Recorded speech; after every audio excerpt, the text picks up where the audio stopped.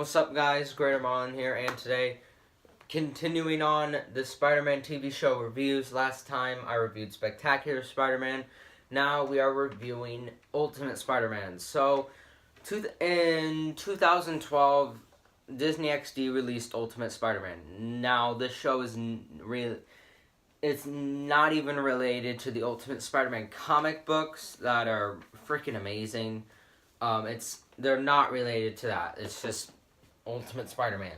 Now, a lot of people did not like this show, and when it first came out, I liked it, because it's a freaking Spider-Man show when I was little, and it was not trash. It was just okay. When I rewatching an episode, I did not watch a full season, because it was hard for me to even find a way to watch all the seasons. I could only watch one episode. But still, it at least gave me some stuff to think about for this review. So, I thought it was a good show back then. I think it's average now. Because, well, it's not even Spider-Man. Now, hear me out. The show it's not bad. People think it's bad. I think it's just average. It's not horrible, but there are some things that are not so good about this show. Now, would I consider watching it over Spectacular? God, no. I would still watch Spectacular Spider-Man. Now,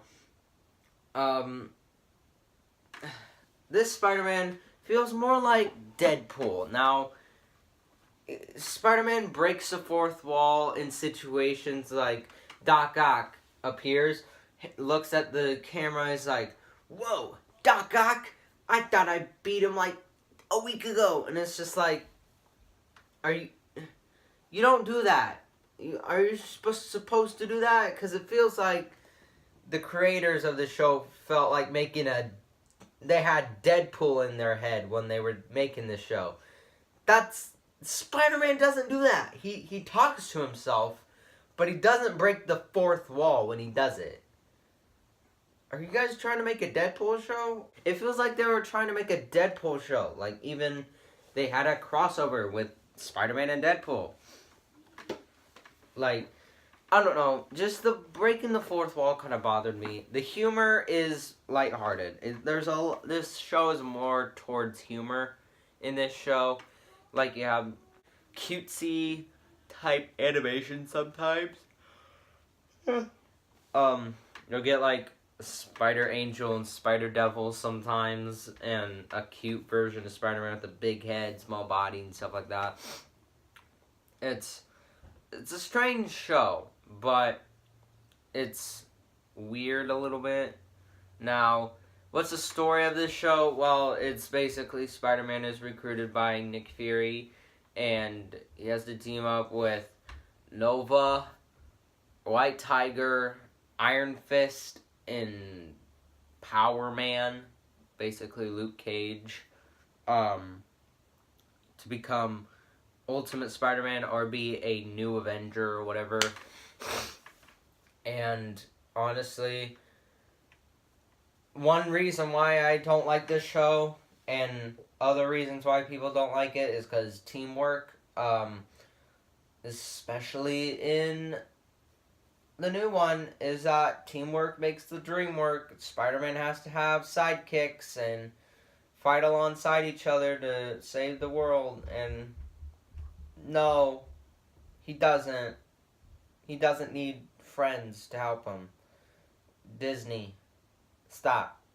We don't need team-ups with Spider-Man. Like, yes, Spider-Man would team up with people, and it was cool. But this is not cool. He teams up with them almost every episode. Spider-Man can defeat a bad guy on his own. He's capable of fighting people on his own. He does not need people to help him fight, let's say, the Rhino. He does not need people to help him. He can do that on his own. That's one thing that bothers me with the show. Now, the show does a lot of stuff. What Disney was trying to do back in 2012 was do a TV universe. It was almost like the back in the 90s where they had Spider-Man, the Spider-Man show or whatever. They had this whole universe. They had the X-Men. They had Iron Man. They had Hulk, Fantastic Four, and Spider-Man. They had all these shows. And then they would cross over and stuff like that. Like, X-Men was probably the best selling out of those shows. I'm pretty sure next to Spider-Man. But it was almost like the first Marvel Cinematic Universe or Marvel Television Universe, I guess. That's what they were trying to do here. And they did Guardians of the Galaxy, Avengers, and Spider-Man. But now they rebooted Spider-Man. So I'm guessing that Spider-Man was in an episode of the Guardians of the Galaxy. And that Ultimate Spider-Man was in an episode of Guardians of the Galaxy. And in Avengers. So, what?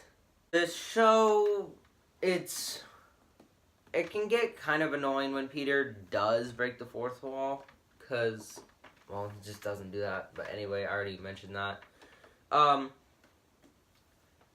Spider-Man is played by Josh from Drake and Josh, if you know that show.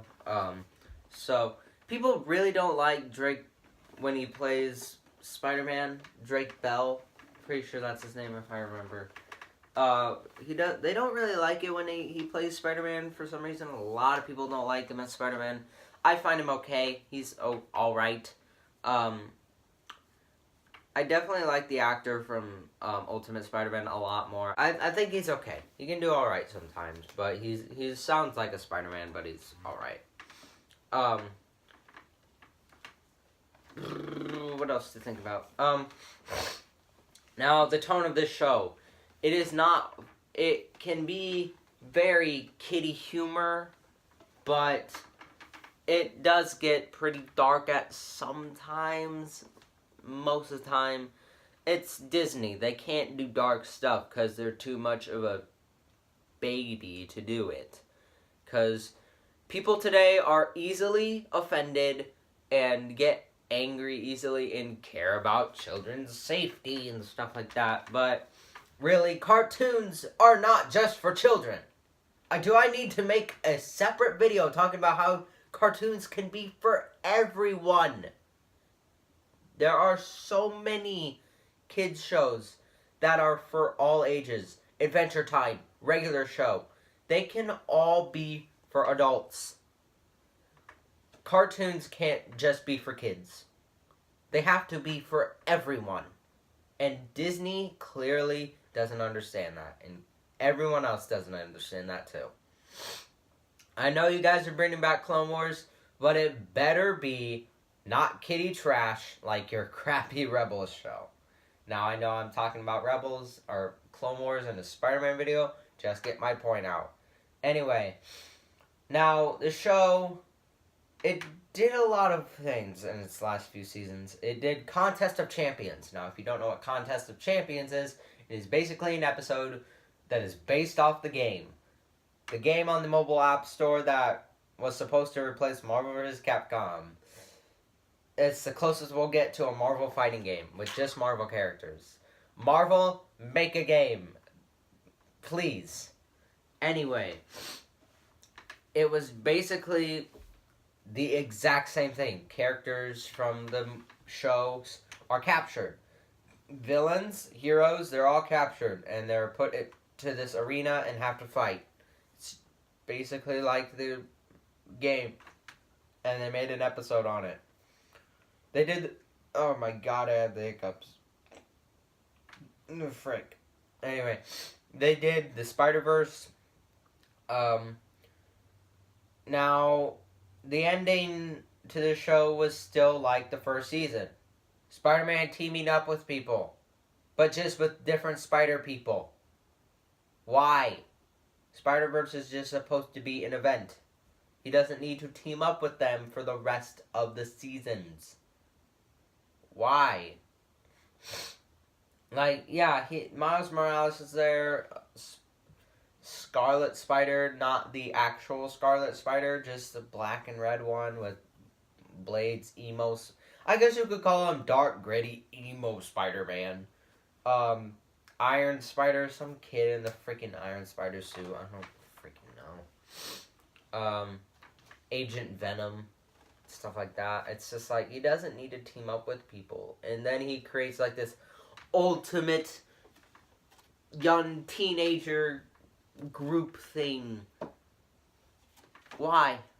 Why do we need that? I just want a Spider-Man show with just Spider-Man, not a bunch of teenagers who are trying to work together fighting other people. It's just weird. Now, one of my problems is Spider-Man has a freaking spider cycle, a motorcycle for Spider-Man. Now, I honestly hate vehicles in comic books because they're usually the dumbest thing ever. Thanos has a Thanos helicopter.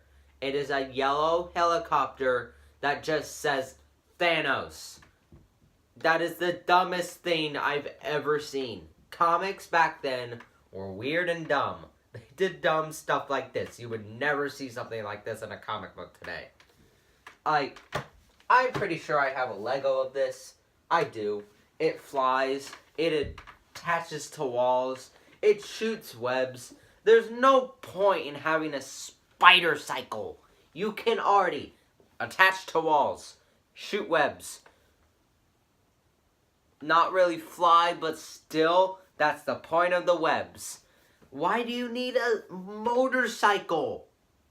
It's the same thing, like, why do you need a spider buggy? You can't, it's just, I find vehicles in superhero shows so dumb.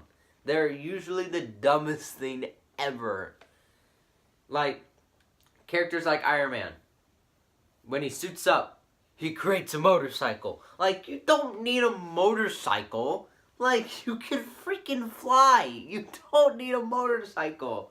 And Spider-Man definitely doesn't need a motorcycle. People like Black Widow, Hawkeye, or Captain America, I can understand why they would use a motorcycle or a car. Because they can't fly or web swing like everyone else can. Because they're just normal human beings. Except Captain America, he has like super soldier serum or whatever. But still, Spider-Man does not need a freaking vehicle. And really, superheroes who can fly, get around in transportation from stuff like webbing, they do not need a vehicle. People need to understand this. So, that's all I have to say. So, this review is over. If you guys enjoyed today's video, make sure to leave a like, leave a comment. Tell me what else you can see me do or play next time. And tell me what you think of Ultimate Spider-Man in the comments below. And I will be back soon with a TMNT review. And I'll be back soon maybe with a Spider-Man 2017 review. Who knows? If you guys enjoyed today's video, make sure to leave a like, leave a comment. Tell me what you do or play next time. I'll see you guys in the next one. Later, guys.